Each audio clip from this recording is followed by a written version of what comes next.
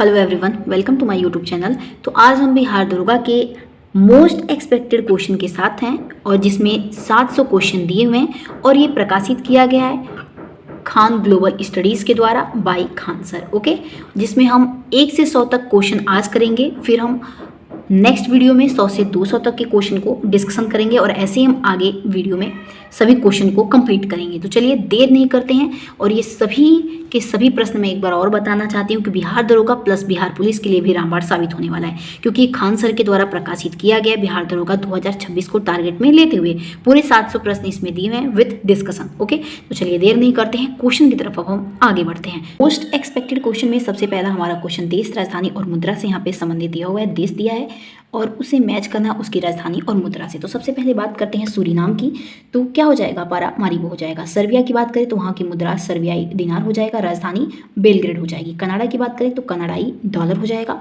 और उसकी राजधानी क्या होती है कनाडा की? तो ओटावा हो जाएगी। ब्राज़ील की बात करें तो ब्रासीलिया हो जाएगा। ध्यान रखिएगा G20 की मेजबानी ब्राज़ील देश नहीं किया है और वहाँ की मुद्रा क्या हो जाएगी? रियाल हो जाएगी। जर्मनी की बात कर लेते हैं तो यूरो हो जाएगी और जर्मनी की राजधानी क्या होती है? तो बर्लिन होती है। नेक्स्ट है अल्जीरिया, तो अल्जीरियाई दिनार हो जाएगी और वहाँ की राजधानी क्या है? अल्जीयर्स है। ओके, मार्टानिया की बात करें तो नुआकचोट हो जाएगी और वहाँ की मुद्रा क्या है? तो ओगुइया हो जाएगी। ताइवान की बात करें तो नया ताइवान डॉलर वहाँ की मुद्रा है और ताइवान की राजधानी क्या हो जाएगी? ताइपो हो जाएगी। ओके, आइए नेक्स्ट अब हम बात कर लेते हैं भूटान, तो गुल्ट्रम हो जाएगी और वहाँ की राजधानी क्या हो जाएगी? तो थिम्पू हो जाएगी। नेक्स्ट है मिस्र यानी कि काहिरा और ध्यान रखिएगा ये ब्रिक्स का नया सदस्य बना है। इसको आपको ध्यान रखना है कि कौन सा देश ब्रिक्स का नया सदस्य बना है? तो मिस्र देश बना है। ओके, कजाकिस्तान का अस्ताना हो जाएगा और विश्व का सबसे बड़ा लैंडलॉक्ड देश है। कौन? तो कजाकिस्तान। नेक्स्ट बात कर लेते हैं पेरू, तो वहाँ की राजधानी क्या हो जाएगी? लीमा और मुद्रा क्या हो जाएगी? सूल। फ्रांस की बात करें तो फ्रांस में क्या चलता है? यूरो यानी कि मुद्रा और राजधानी क्या होती है? पेरिस। और ध्यान रखिएगा पेरिस हमारे ये सीन नदी के किनारे हमारा ये शहर बसा हुआ है। ओके, नेक्स्ट अब बात कर लेते हैं नेपाल, तो राष्ट्रीय पंचायत है। ओके, और यहाँ की संसद का नाम है ये कौन? राष्ट्रीय पंचायत। श्रीलंका की बात करें तो कोलंबो और व्यावसायिक राजधानी भी इसकी कोलंबो है। ओके, इटली टाइबर नदी के किनारे स्थित है और रोम शहर इसी नदी के किनारे स्थित है इटली के। ऑस्ट्रेलिया की बात करें तो वहाँ की मुद्रा ऑस्ट्रेलियाई क्या है? दिनार है और राजधानी क्या हो जाती है ऑस्ट्रेलिया की? तो कैनबरा। नेक्स्ट बात कर लेते हैं दक्षिण अफ्रीका, तो रैंड है और ब्रिक्स का ये भी सदस्य है। मलेशिया की बात करें तो रिंगित है और राजधानी कुआलालंपुर है। ओके, यूके की बात करें तो पाउंड स्टर्लिन है और राजधानी क्या होती है? तो लंदन होती है। ओके, वेनेजुएला की बात करें तो क्या है? कराकस है और विश्व का सबसे बड़ा तेल भंडार कौन सा है? तो वेनेजुएला में है। ओके, ये सभी क्वेश्चन हमारे मोस्ट एक्सपेक्टेड क्वेश्चन है। 1 से 100 तक मतलब एक क्लास में हम करेंगे, उसके आगे हम नेक्स्ट क्लास में करवाऊंगी मैं। तो चलिए आइए दूसरे क्वेश्चन की तरफ बढ़ते हैं। देखिए दूसरा क्वेश्चन देखिए, सुमेलित कीजिए संघर्ष युद्ध क्षेत्र एवं चर्चित देश। देखिए इसराइल का क्या होता है इसमें बोल रहा राजधानी? तो जेरूसलम या फिर यरूशलम। लेबनान बेरूत हो जाएगा। यमन का सना, सूडान का खार्तूम, रूस का मॉस्को, ईरान का तेहरान है। बांग्लादेश का क्या होता है राजधानी? ढाका। अर्जेंटीना का ब्यूनस आयर्स होता है। ओके, अब देखिए नेक्स्ट क्वेश्चन नंबर चलते हैं। क्वेश्चन नंबर तीसरा देखिए दिया है कि सुमेलित कीजिए प्रमुख एशियाई देश मुद्रा, यानी कि प्रमुख हमारे सभी क्या है? एशियाई कंट्री हैं और उसकी मुद्रा से संबंधित हमको क्या करना है? चुनना है। तो यहाँ पे मैं डायरेक्ट आंसर इसको करवा रही हूँ। देखिए जापान का क्या हो जाएगा? येन होती है मुद्रा वहाँ के। दक्षिण कोरिया का वॉन होता है। आगे देखिए, आगे देख लेते हैं। देखिए आगे चीन का युआन हो जाएगा। बांग्लादेश का टका हो जाएगा। यूएई यानी कि संयुक्त अरब अमीरात का दिरहम हो जाएगा। सऊदी अरब का रियाल होता है। म्यांमार का क्यात होता है। थाईलैंड का बात होता है मुद्रा। ओके, अब देखिए क्वेश्चन नंबर चौथा हम बात कर लेते हैं। चौथा दिया है कि सुमेलित कीजिए द्वीपीय एवं अन्य महत्वपूर्ण देश राजधानी। ओके, इसमें द्वीपीय देश दिए हैं उनकी राजधानी से संबंधित क्वेश्चन यहाँ पे मिलान करने को डायरेक्ट मैं यहाँ पे करवा रही हूँ। देखिए पापुआ न्यू गिनी क्या होता है? तो पोर्ट मोरेस्बी होता है। फिजी का सुआ होता है राजधानी। मालदीव का माले राजधानी होता है। मंगोलिया का उलान बटोर होता है। वियतनाम का हनोई होता है राजधानी। तुर्की का अंकारा होता है। फिलीपींस का मनीला होता है। इंडोनेशिया का क्या होता है? जकार्ता या फिर नूसंतारा उसकी राजधानी होती है। ध्यान रखिएगा। ओके, आइए नेक्स्ट देखिए पाँचवा। एक मिनट थोड़ा सा जूम कर देते हैं। सेकेंड, चलिए अब हम क्वेश्चन नंबर 5वें की तरफ बढ़ने वाले हैं।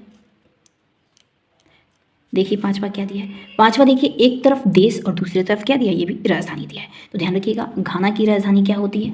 तो अक्रा होती है और निदाद और टोबैगो की राजधानी पोर्ट ऑफ स्पेन होती है। अर्जेंटीना की ब्यूनस आयर्स होती है। ब्राज़ील की ब्रासिलिया होती है। नामीबिया की विंडहोक होती है। मालदीव का माले होता है। अंगोला का लुआंडा होता है और बोत्सवाना का गैबोरोन होता है। पुर्तगाल का लिस्बन होगा और स्लोवाकिया का ब्रातिस्लावा होगा। गुयाना का जॉर्ज टाउन हो जाएगा। बारबाडोस का क्या हो जाएगा, तो ब्रिजटाउन हो जाएगा। डोमिनिकन गणराज्य का सैंटो डोमिंगो हो जाएगा। पलाऊ का नेगुल मूड हो जाएगा। ओके, ओमान का क्या हो जाएगा, मस्कट हो जाएगा राजधानी। आप इसका ध्यान रखिएगा। नेक्स्ट आइए, अगला क्वेश्चन देखिए। अगला क्वेश्चन दिया है कि यूरोपीय देश सर्बिया की मुद्रा निम्नलिखित में से क्या है। तो ध्यान रखिएगा, यूरोपीय देश जो सर्बिया है उसकी हमारी मुद्रा क्या है, तो सर्बियाई दिनार, मैंने अभी ऊपर बताया है।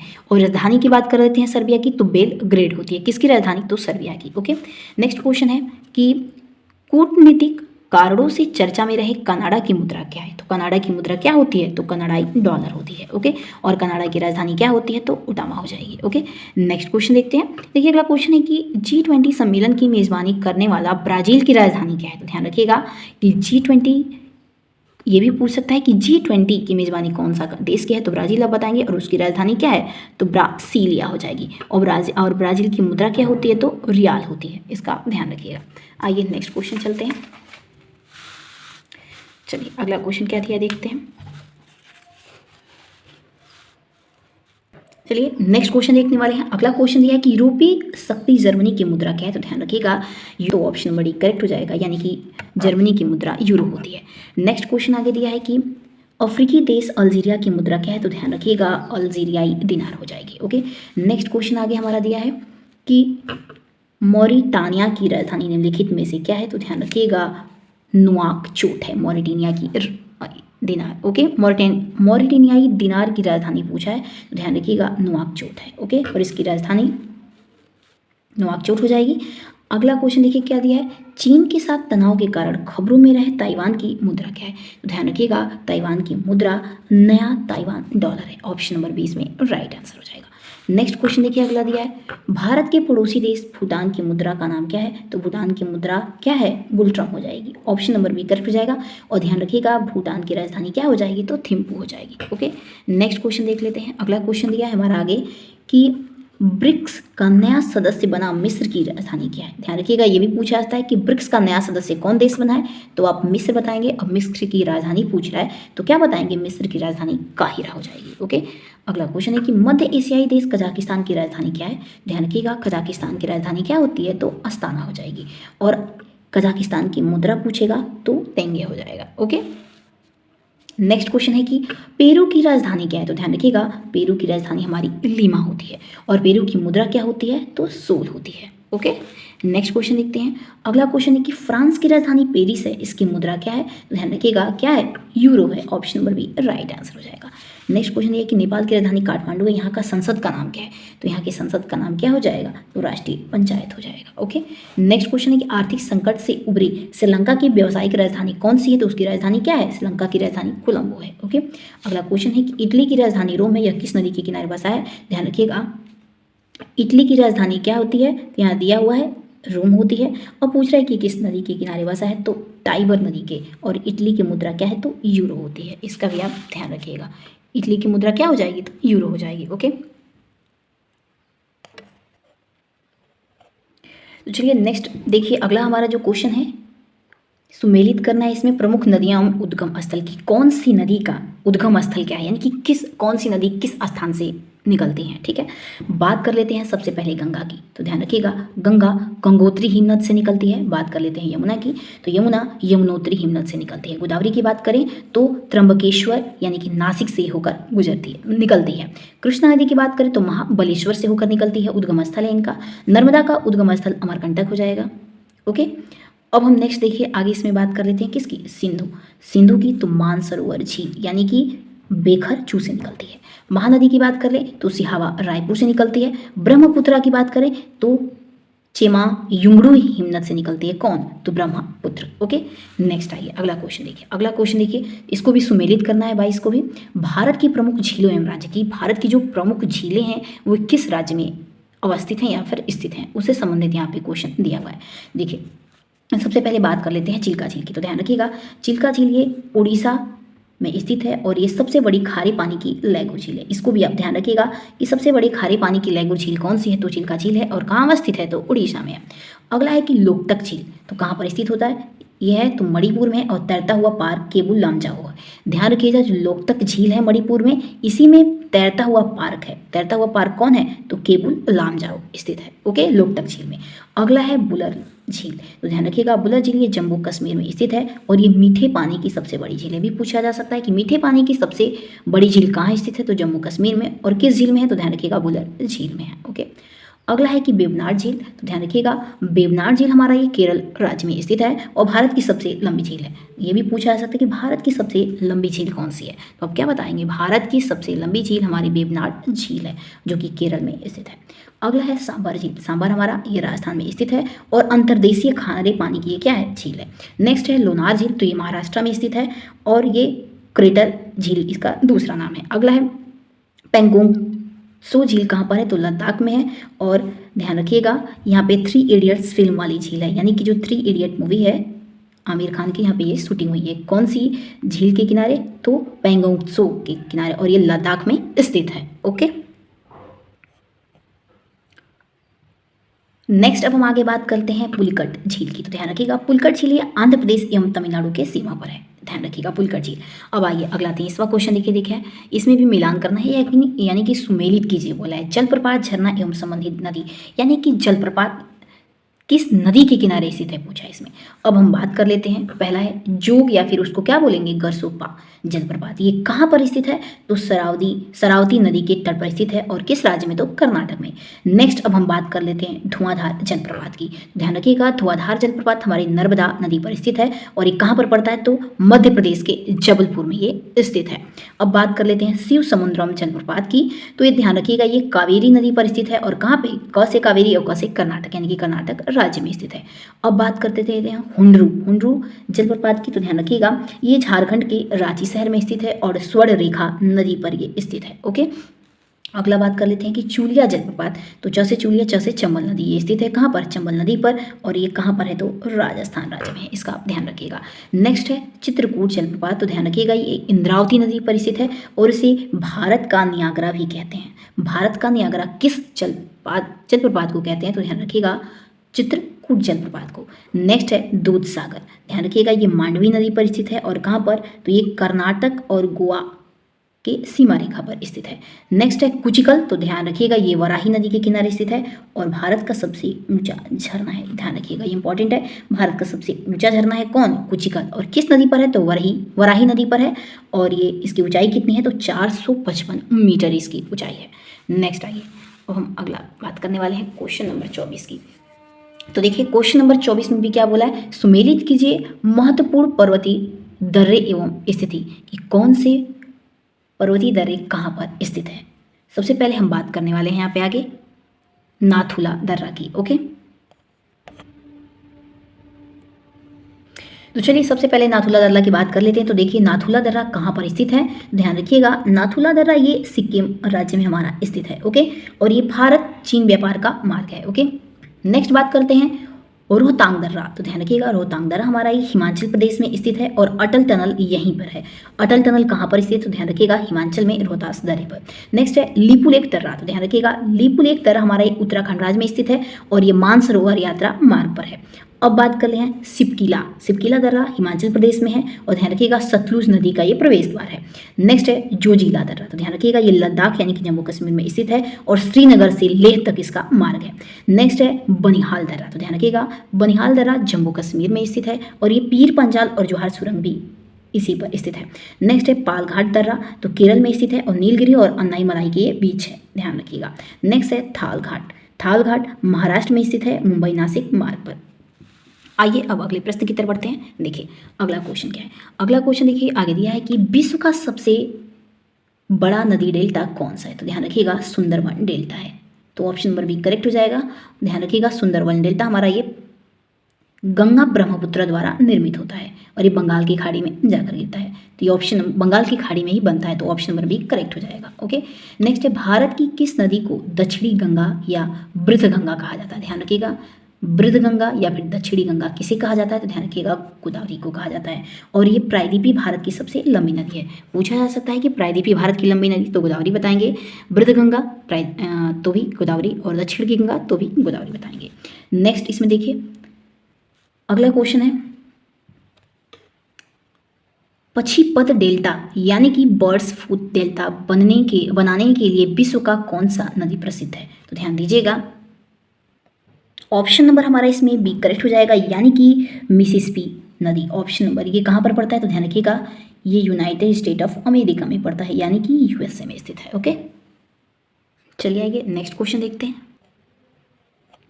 तो चलिए नेक्स्ट क्वेश्चन दिया है कि पश्चिम की ओर बहने वाली भ्रंश घाटी से होकर गुजरने वाली नदी कौन सी है, तो ध्यान रखिएगा ये हमारी नर्मदा नदी है। चलिए अब हम नेक्स्ट क्वेश्चन देखते हैं। अगला हमारा क्वेश्चन है कि विश्व का सबसे ऊंचा जलप्रपात यानी कि एंजोल फॉल्स किस देश में स्थित है, तो ध्यान रखिएगा ये वेनेजुएला कंट्री में स्थित है। ओके, अगला क्वेश्चन है कि निम्नलिखित में से कौन सी नदी कर्क रेखा को 2 बार काटती है, तो ध्यान रखिएगा माही नदी ये कर्क रेखा को 2 बार काटती है। ध्यान रखिएगा यानी कि टॉपिक ऑफ कैंसर ये किस देश में स्थित है, तो ये हमारी भारत देश में स्थित है माही नदी। ओके, नेक्स्ट क्वेश्चन देखते हैं। अगला क्वेश्चन है कि बिहार का शोक किस नदी को कहा जाता है जो अपना मार्ग बदलने के लिए कुख्यात है यानी कि प्रसिद्ध है, ध्यान रखिएगा कोसी नदी को हम बिहार का शोक कहते हैं। अगला क्वेश्चन है कि श्रीनगर किस नदी के तट पर स्थित है, तो ध्यान रखिएगा श्रीनगर ये झेलम नदी के तट पर स्थित है। नेक्स्ट क्वेश्चन देखते हैं। अगला क्वेश्चन है विश्व की सबसे लंबी नदी नील नदी का उद्गम स्थल कहाँ है, यानी पूछ रहा है कि विश्व की जो सबसे लंबी नदी है नील नदी वो कहाँ से निकलती है, तो ध्यान रखिएगा विक्टोरिया झील, और ये कहाँ पर पड़ता है, तो अफ्रीका में पड़ता है। ऑप्शन नंबर हमारा इसमें राइट आंसर हो जाएगा। नेक्स्ट क्वेश्चन है कि भारत में ताजे पानी की सबसे बड़ी झील कौन सी है, तो ध्यान रखिएगा भारत में ताजे पानी की सबसे बड़ी झील बुल्लर झील है और ये जम्मू कश्मीर में स्थित है। नेक्स्ट क्वेश्चन है कि लखनऊ शहर किस नदी के किनारे बसा है, तो ध्यान रखिएगा लखनऊ शहर ये गोमती नदी के किनारे बसा हुआ है। ऑप्शन नंबर सी हमारा इसमें राइट आंसर हो जाएगा, यानी कि लखनऊ शहर हमारा ये गोमती नदी के किनारे बसा हुआ है। ओके, नेक्स्ट क्वेश्चन देखते हैं। अगला देखिए क्वेश्चन क्या है। अगला क्वेश्चन है कि अलकनंदा और भागीरथी नदियों का संगम स्थल कौन सा है जहाँ से गंगा कहलाती है, ध्यान रखिएगा देवप्रयाग है जहाँ से गंगा निकलती है। Option number B right answer हो जाएगा। नेक्स्ट क्वेश्चन है कि माजुली द्वीप जो विश्व का सबसे बड़ा नदी द्वीप है ये किस नदी पर स्थित है, ध्यान रखिएगा ब्रह्मपुत्रा नदी पर स्थित है माजुली द्वीप। Okay, option number C right answer हो जाएगा। नेक्स्ट क्वेश्चन है कि तिब्बत में सांगपो और बांग्लादेश में जमुना के नाम से किस नदी को जाना जाता है, तो ध्यान रखिएगा ब्रह्मपुत्रा को, यानी कि तिब्बत में हम ब्रह्मपुत्रा को सांगपो नदी के नाम से जानते हैं और वही बांग्लादेश में इसे जमुना के नाम से जानते हैं ब्रह्मपुत्रा नदी को। ओके, अगला क्वेश्चन है कि खैरब दर्रा किन 2 देश को जोड़ता है, देखिए ऑप्शन नंबर बी हमारा इसमें करेक्ट हो जाएगा, यानी पाकिस्तान और अफगानिस्तान को खैरब दर्रा इन दोनों देशों को जोड़ता है। अगला क्वेश्चन है कि निम्नलिखित में से कौन सी झील भारत के पश्चिमी तट पर एक लैगून है, तो ध्यान रखिएगा ये अष्टमोड़ी यानी कि बेवनाड है और ये कहाँ पड़ती है, तो मालाबार तट पे। ऑप्शन नंबर सी हमारा इसमें करेक्ट आंसर हो जाएगा। नेक्स्ट क्वेश्चन देखते हैं। अगला क्वेश्चन है कि विक्टोरिया जलप्रपात किस नदी पर स्थित है, तो ध्यान रखिएगा विक्टोरिया जलप्रपात ये जाम्बेजी नदी पर स्थित है और ऑप्शन नंबर बी करेक्ट हो जाएगा और ये अफ्रीका में स्थित है। नेक्स्ट क्वेश्चन देखते हैं। अगला क्वेश्चन है कि भारत का एकमात्र तैरता हुआ राष्ट्रीय उद्यान किस झील में स्थित है, ध्यान रखिएगा भारत का जो एकमात्र तैरता हुआ राष्ट्रीय उद्यान है ये हमारा पूछ रहा है किस झील में स्थित है, तो लोकटक झील में स्थित है। ऑप्शन नंबर बी करेक्ट हो जाएगा और ये मणिपुर में स्थित है। अगला क्वेश्चन है कि अयोध्या किस नदी के किनारे बसा हुआ है, तो ध्यान रखिएगा अयोध्या सरयू नदी के किनारे बसा हुआ है। नेक्स्ट क्वेश्चन है कि गंगा की सबसे बड़ी सहायक नदी कौन सी है, तो ध्यान रखिएगा गंगा की जो सबसे बड़ी सहायक नदी है ये हमारी यमुना नदी है। ऑप्शन बड़ी करेक्ट हो जाएगा। आइए अब नेक्स्ट क्वेश्चन देखते हैं। देखिए अगला क्वेश्चन इसमें बोला है कि सुमेलित करना है, एक तरफ हमारा इसमें प्रमुख राष्ट्रीय उद्यान दिया है और टाइगर रिजर्व दिए हैं और उनके राज्य को सुमेलित करना है कि वो किस राज्य में पड़ते हैं। ओके, तो सबसे पहला हमारा दिया है कि जिम कार्बेट, तो ध्यान रखिएगा ये उत्तराखंड में स्थित है और ये ध्यान रखिएगा ये भारत का सबसे पहला नेशनल पार्क है। कौन, जिम कार्बेट, और ये उत्तराखंड में स्थित है। कब बना था, तो 1936 यानी 1936 में। नेक्स्ट क्वेश्चन है काजीरंगा, तो ध्यान रखिएगा ये असम में स्थित है काजीरंगा राष्ट्रीय उद्यान और ये एक सींग वाले गैंडे के लिए प्रसिद्ध है काजीरंगा राष्ट्रीय उद्यान। ओके, नेक्स्ट क्वेश्चन देखते हैं। अगला क्वेश्चन है कि दुधवा राष्ट्रीय उद्यान कहाँ पर है, तो उत्तर प्रदेश में है। नेक्स्ट हमारा देखिए इंपॉर्टेंट है, ये भी वाल्मीकि पूछेगा, तो ये बिहार में स्थित है। ध्यान रखिएगा, बिहार का एकमात्र टाइगर रिजर्व कौन सा पूछा जाएगा, तो वाल्मीकि, क्योंकि ये बिहार में स्थित है। ओके, नेक्स्ट क्वेश्चन है कि सुंदरवन डेल्टा कहाँ पर है, तो क्या बोलेंगे, पश्चिम बंगाल में स्थित है। अगला है कि केबुल लामजाओ, तो ध्यान रखिएगा केबुल लामजाओ ये हमारा मणिपुर में स्थित है और ये विश्व का एकमात्र तैरता हुआ राष्ट्रीय उद्यान है। नेक्स्ट क्वेश्चन देखिए, अगला क्वेश्चन है कि केबुल लामजाओ, तो ध्यान रखिएगा ये मणिपुर में स्थित है। ये भी ध्यान रखिएगा विश्व का एकमात्र तैरता हुआ पार्क कौन सा है, केबुल लामजाओ मणिपुर में स्थित है। नेक्स्ट है नामदफा, तो ध्यान रखिएगा अरुणाचल प्रदेश में स्थित है और यहाँ पे उड़न गिलहरी के लिए प्रसिद्ध है।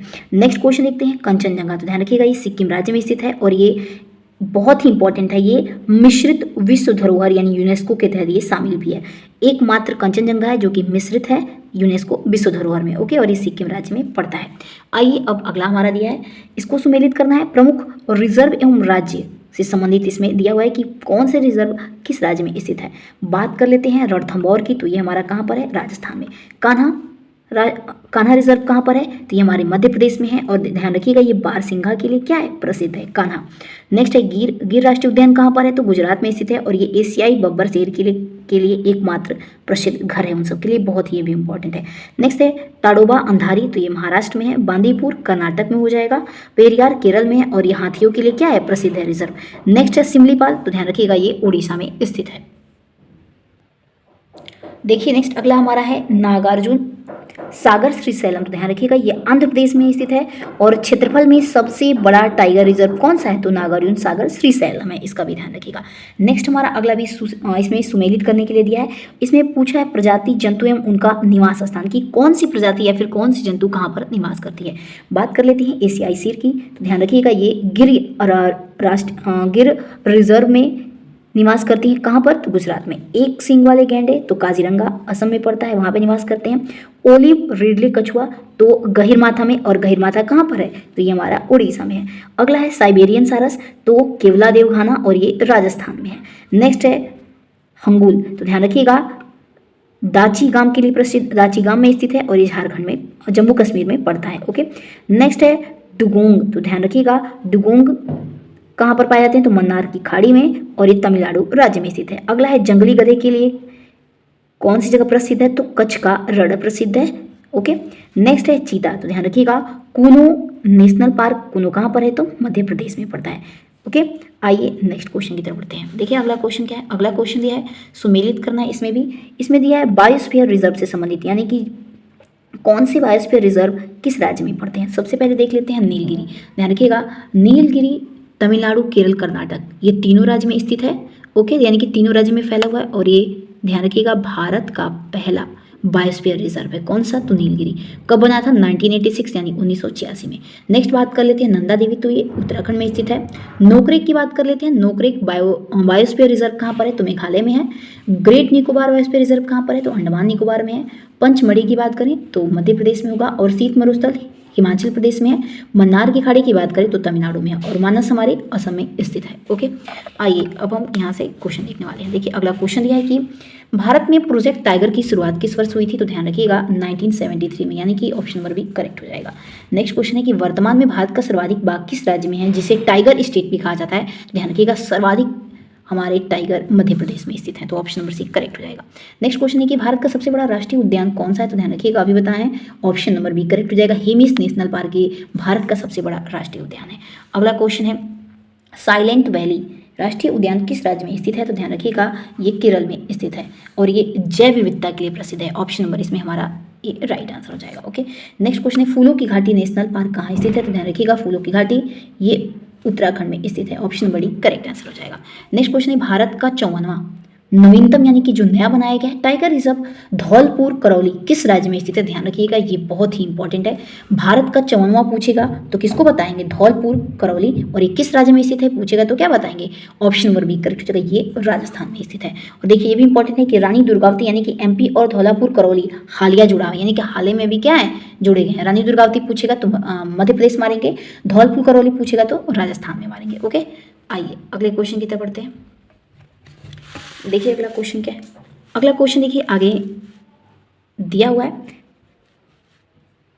प्रोजेक्ट एलिफेंट किस वर्ष शुरू किया गया? तो ध्यान रखिएगा 1992 में, यानी कि ऑप्शन नंबर बी करेक्ट हो जाएगा। नेक्स्ट क्वेश्चन दिया है कि यूनेस्को के मैन एंड बायोस्फीयर प्रोग्राम के तहत भारत का कौन सा बायोस्फीयर रिजर्व सबसे पहले शामिल हुआ था? तो कौन सा? नीलगिरी हुआ था। ऑप्शन नंबर इसमें कौन सा करेक्ट हो जाएगा? बी राइट आंसर हो जाएगा। नेक्स्ट क्वेश्चन देखते हैं। अगला क्वेश्चन है कि भीतरकनिका नेशनल पार्क ओडिशा किसके संरक्षण के लिए प्रसिद्ध है, यानी किसके लिए प्रसिद्ध माना जाता है? तो ऑप्शन नंबर बी करेक्ट हो जाएगा, ये मगरमच्छ के लिए। ऑप्शन नंबर बी यहाँ पे राइट आंसर हो जाएगा। नेक्स्ट क्वेश्चन है कि सरिस्का टाइगर रिजर्व कहाँ स्थित है? तो ध्यान रखिएगा सरिस्का राजस्थान में स्थित है। ऑप्शन नंबर ए करेक्ट हो जाएगा। और ध्यान रखिएगा ये सरिस्का राजस्थान के अलवर में स्थित है। नेक्स्ट क्वेश्चन है कि भारत का सबसे छोटा राष्ट्रीय उद्यान कौन सा है? तो ध्यान रखिएगा साउथ बटन आइलैंड, ये भारत का सबसे छोटा राष्ट्रीय उद्यान है। ओके, अगला क्वेश्चन है कि सत्यमंगलम टाइगर रिजर्व किस राज्य में स्थित है, जिसे बाघों की आबादी दुगनी करने के लिए मानी जाती है? और आगे इसमें ध्यान रखिएगा कि इसके लिए इसको क्या पुरस्कार भी मिला था। तो ऑप्शन नंबर 1 करेक्ट हो जाएगा। सत्यमंगलम टाइगर रिजर्व तमिलनाडु राज्य में स्थित है। ओके, अगला क्वेश्चन देखिए, राजाजी नेशनल पार्क मुख्य रूप से किस जानवर के लिए प्रसिद्ध है? तो ध्यान रखिएगा ये हाथी के लिए प्रसिद्ध है। ऑप्शन नंबर भी हमारा इसमें राइट आंसर हो जाएगा। अगला क्वेश्चन है कि पिचवरम और सुंदरवन किस प्रकार के वनों के उदाहरण है? तो ध्यान रखिएगा पिचवरम और सुंदरवन ये दोनों ही किस प्रकार के वन है हमारे? तो मैनग्रोव हैं। ऑप्शन नंबर इसमें भी हमारा राइट आंसर हो जाएगा। ओके, अगला क्वेश्चन दिया है हमारा पन्ना राष्ट्रीय उद्यान जो मध्य प्रदेश में पड़ता है किस खनिज की खदानों के पास स्थित होने के कारण चर्चा में रहता है? तो ध्यान रखिएगा जो पन्ना राष्ट्रीय उद्यान है मध्य प्रदेश में स्थित है और ये किस खदानों के पास स्थित है? तो हीरा की खदान के पास स्थित है। ओके, नेक्स्ट क्वेश्चन देखते हैं। अगला क्वेश्चन है कि गुरु घासीदास राष्ट्रीय उद्यान किस राज्य में स्थित है? ध्यान रखिएगा गुरु घासीदास राष्ट्रीय उद्यान ये छत्तीसगढ़ राज्य में स्थित है। Option number A right answer हो जाएगा। नेक्स्ट क्वेश्चन है कि ग्रेट इंडियन बस्टर्ड यानी कि गोडावड़ पक्षी के लिए प्रसिद्ध डेजर्ट नेशनल पार्क कहाँ है, पूछ रहा है इसमें। तो इसमें ध्यान रखिएगा ग्रेट इंडियन बस्टर्ड के लिए हमारा राजस्थान राज्य प्रसिद्ध है।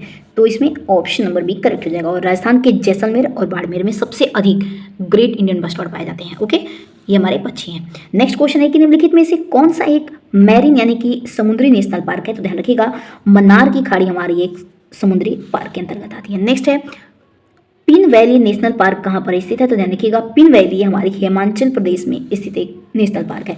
अगला है क्वेश्चन की बक्सा टाइगर रिजर्व किस राज्य में स्थित है? तो ध्यान रखिएगा ये पश्चिम बंगाल में स्थित है। ऑप्शन नंबर ए करेक्ट हो जाएगा। नेक्स्ट क्वेश्चन है कि इंद्रावती राष्ट्रीय उद्यान किस राज्य में स्थित है? तो इंद्रावती हमारे छत्तीसगढ़ राज्य में स्थित है। ऑप्शन नंबर बी करेक्ट हो जाएगा। आइए अगला क्वेश्चन देखते हैं। अगला क्वेश्चन हमारा इसमें अगला क्वेश्चन इसको भी सम्मेलन करना यानी कि मैच द कॉलम इसमें बोला है। तो देखिए इसमें प्रमुख प्रोटोकॉल सम्मेलन एवं उनके उद्देश्य दिया है कि कौन से प्रोटोकॉल का मुख्य उद्देश्य इस बार क्या रहा है, देखिए या फिर क्या है पूछ रहा है इसमें। देखिए सबसे पहले बात कर लेते हैं मॉन्ट्रियल प्रोटोकॉल की। तो उसके तहत ओजोन परत संरक्षण यानी कि क्लोरोफ्लोरोकार्बन पर रोक के बारे में हम जानते हैं यानी चर्चा किया जाता है। बात कर लेते हैं क्योटो प्रोटोकॉल क्या है। तो क्योटो प्रोटोकॉल के द्वारा हम ग्रीन हाउस गैसों के बारे में कम करना होता है उसको। नेक्स्ट है रामसर कन्वेंशन। तो ध्यान रखिएगा ये आर्द्र भूमि संरक्षण के लिए क्या है? तो ये एक प्रोटोकॉल है। अगला है बेसल कन्वेंशन। तो खतरनाक कचरे की सीमा पर निस्तारण करना है। अगला है कार्टाजेना प्रोटोकॉल। तो जैव सुरक्षा के लिए माना जाता है। ओके, अगला है नागोया प्रोटोकॉल। तो ध्यान रखिएगा ये आनुवांशिकी संसाधन के लिए क्या है? प्रमुख माना जाता है। नेक्स्ट क्वेश्चन देखते हैं कार्टाजेना प्रोटोकॉल। तो ये जैव सुरक्षा से संबंधित है। नागोया प्रोटोकॉल तो आनुवांशिकी संसाधन से क्या है? संबंधित है।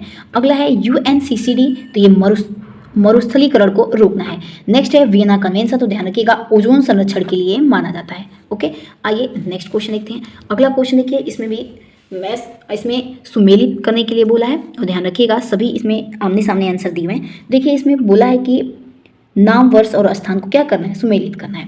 तो स्टॉकहोम सम्मेलन, तो ध्यान रखिएगा स्टॉकहोम सम्मेलन 1972 में से शुरू किया गया था स्वीडन में। ओके, और इसकी स्थापना UNEP की स्थापना हुई थी। इसी समय UNEP की स्थापना भी हुई थी। नेक्स्ट को आगे दिया है कि पृथ्वी शिखर सम्मेलन। तो देखिए पृथ्वी शिखर सम्मेलन 1992 में हुआ था और कहाँ पर? तो रियो डी जनेवा में, और ये कहाँ पड़ता है तो ब्राज़ील में पड़ता है। ओके, नेक्स्ट क्वेश्चन है कि रियो +10, तो ध्यान रखिएगा ये 2002 में हुआ था और जोहान्सबर्ग में हुआ था। जोहान्सबर्ग कहाँ पर है तो दक्षिण अफ्रीका में है। अगला है कि रियो 20, तो ध्यान रखिएगा ये 2012 में आयोजन किया गया था इसका, और रियो डी जनेवा में पहली बार। नेक्स्ट है COP 21, तो इसकी स्थापना 2015 पेरिस में हुई थी और पेरिस समझौता के लिए। नेक्स्ट है COP 3, तो 1997 में हुआ था जापान में, और क्योटो प्रोटोकॉल अपनाया गया था इसी में। ओके, ये पहली बार जब हुए, सारे डेट इसमें दिए हुए, ठीक है। नेक्स्ट है COP 28, तो ये दुबई में हुआ था। दुबई कहाँ पड़ता है तो संयुक्त अरब अमीरात में। ओके, और ये 2023 में हुआ है। नेक्स्ट है COP 29, ध्यान रखिएगा बाकू अजरबैजान में हुआ था, और ये कब 2024 में पहली बार हुआ है। नेक्स्ट अगला हमारा, इसमें भी सुमेलित करना है पर्यावरण संगठन एवं उनके मुख्यालय यहाँ पे दिया हुआ है। तो देखिए UNEP का मुख्यालय कहाँ पर है तो ध्यान रखिएगा ये केन्या के नैरोबी में है। अगला है IUCN, ध्यान रखिएगा स्विट्जरलैंड के ग्लैंड में है। UNFCCC, तो ये जर्मनी के बान में स्थित है, और WMA का मुख्यालय कहाँ पर है तो स्विट्जरलैंड के जनेवा में स्थित है। नेक्स्ट है ग्रीन पीस, तो एम्स्टर्डम में है, और एम्स्टर्डम कहाँ पड़ता है नीदरलैंड में पड़ता है। अगला है ISA का मुख्यालय कहाँ पर है तो भारत के गुरुग्राम में है। ओके, नेक्स्ट है WWF का, तो स्विट्जरलैंड में है, इसका मुख्यालय ग्लैंड में है। नेक्स्ट है IPCC, तो इसका मुख्यालय स्विट्जरलैंड के जनेवा में है। ओके, नेक्स्ट है कि सुमेलित करना है इसमें विशिष्ट पर्यावरण शब्दावली एवं संबंधित समझौते इसमें दिया हुआ है। तो देखिए एजेंडा 21, तो पृथ्वी शिखर सम्मेलन के लिए किया गया था और 1992 में। नेक्स्ट आइए बात कर लेते हैं। देखिए अगला क्या दिया है, अगला देखिए इसमें दिया है कि कार्बन क्रेडिट, तो ये क्योटो प्रोटोकॉल से संबंधित है। अगला है 1.5 डिग्री सेल्सियस से 2 डिग्री सेल्सियस तक सीमित रखना, तो ये पेरिस समझौते में कहा गया। और 5 जून पर्यावरण दिवस, तो स्टॉकहोम में सम्मेलन हुआ कब तो 1972 में पहली बार। नेक्स्ट है HFCS में कमी, तो किगाली संशोधन मॉन्ट्रियल का विस्तार करना था इसका मुद्दा। नेक्स्ट है मॉन्ट्रेक्स रिकॉर्ड, तो रामसर कन्वेंशन से था और खतरे में पड़ी आर्द्रभूमि के बचाव के लिए। पुप्स का, तो स्टॉकहोम कन्वेंशन से संबंधित है। अगला है पारा यानी मरकरी प्रदूषण, तो मिनमाता कन्वेंशन से संबंधित है। ओके, आइए इससे संबंधित अब क्वेश्चन को यहाँ पे देख लेते हैं। देखिए क्वेश्चन यह है कि पर्यावरण का मैग्ना कार्टा किसे कहा जाता है, यानी मैग्ना कार्ट किसे कहते हैं तो ध्यान रखिएगा स्टॉकहोम सम्मेलन 1972 को कहा जाता है। स्टॉकहोम सम्मेलन को कहते हैं और पहली बार 1972 में शुरू किया गया। नेक्स्ट है मॉन्ट्रियल प्रोटोकॉल 1987 का संबंध किससे है तो ध्यान रखिएगा इसका संबंध ओजोन पर संरक्षण से है। ठीक है, ऑप्शन नंबर ए हमारा इसमें राइट आंसर हो जाएगा। नेक्स्ट क्वेश्चन है कि क्योटो प्रोटोकॉल में किन गैसों को कम करने का लक्ष्य रखा गया था, ध्यान रखिएगा ग्रीन हाउस गैसों को कम करने का लक्ष्य रखा गया था क्योटो प्रोटोकॉल में।